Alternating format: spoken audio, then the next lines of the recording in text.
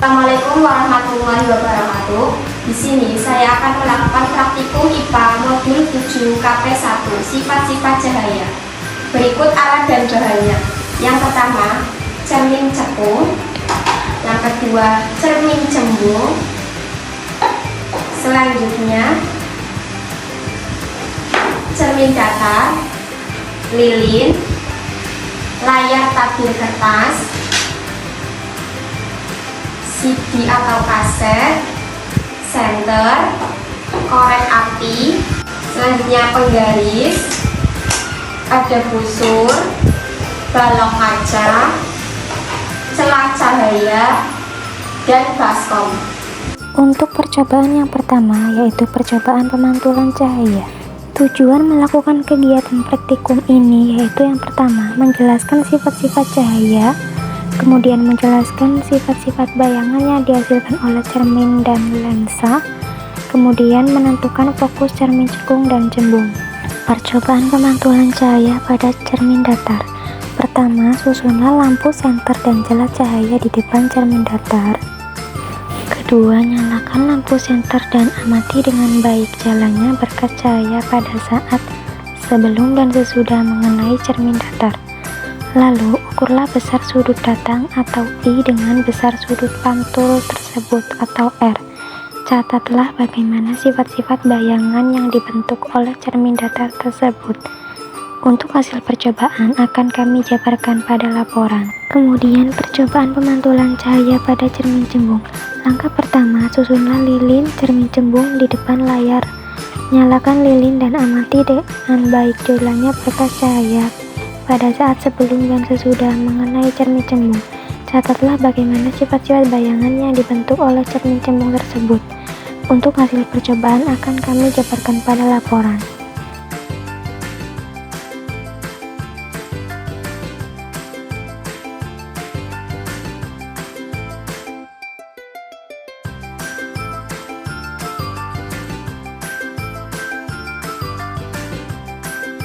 Kemudian percobaan pemantulan cahaya pada cermin cekung. Langkah pertama, susunlah lilin dan cermin cekung di depan layar. Nyalakan lilin dan amati dengan baik jalannya berkas cahaya pada saat sebelum dan sesudah mengenai cermin cekung. Catatlah bagaimana sifat-sifat bayangan yang dibentuk oleh cermin cekung tersebut. Aturlah jarak atau letak layar agar pada layar tersebut bayangan yang jelas dan tajam. Selanjutnya, ukur jarak benda dan jarak bayangannya. Jika benar di depan cermin cekung terus digeser menjauhi cermin, maka pada jarak tertentu bayangan akan menghilang atau tidak tampak. Ukur jarak benda terhadap cermin cekung pada keadaan tersebut. Untuk hasil percobaan akan kami jabarkan pada laporan.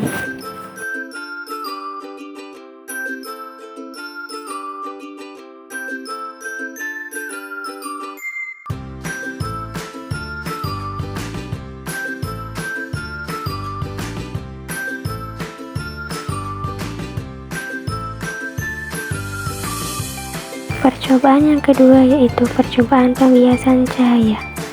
Susunlah lampu senter, celah, dan balok kaca. Nyalakan lampu senter dan amati dengan baik jalannya berkas sinar pada saat sebelum dan sesudah menembus balok kaca. Gambarkanlah jalannya berkas sinar tersebut sehingga tampak sudut datang dan sudut biasnya. Kemudian, ukur besar sudut datang dan sudut bias tersebut.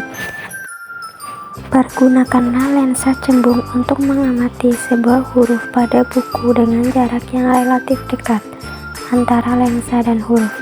Kemudian, geserkan lensa perlahan-lahan menjauhi huruf tersebut sampai bayangan huruf menjadi sangat besar dan kabur atau tidak tampak. Selanjutnya, susunlah lensa cembung, layar, lilin, dan penggaris panjang. Atur letak lilin dan lensa cembung agar diperoleh bayangan nyala lilin paling tajam dan tepat. Ukur jarak benda dan jarak bayangan, dan catat sifat-sifat bayangan yang dibentuk lensa cembung tersebut. Pergunakanlah sebuah lensa cekung untuk mengamati huruf pada buku. dengan jarak yang relatif dekat. Kemudian geserkan lensa secara perlahan-lahan menjauhi huruf tersebut. Catat bagaimana sifat-sifat bayangan yang dibentuk oleh lensa cekung tersebut.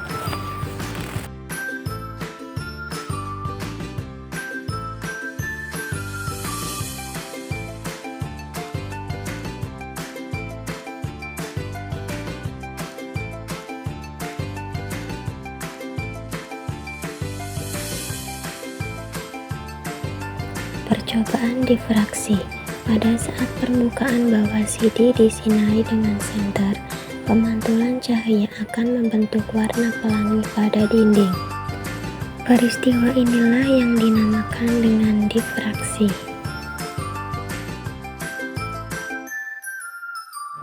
Kemudian percobaan interferensi. Pada saat bagian bawah CD disinari dengan senter, maka akan menyebabkan permukaan bawah CD berwarna pelangi.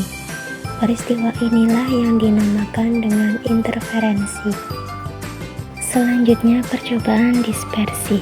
Celupkan CD ke dalam baskom yang sudah diberi air, kemudian sinari CD dengan menggunakan senter, maka akan membentuk cahaya pelangi pada dinding. Hal ini dinamakan dengan dispersi. Sekian video praktikum IPA sifat-sifat cahaya dari saya.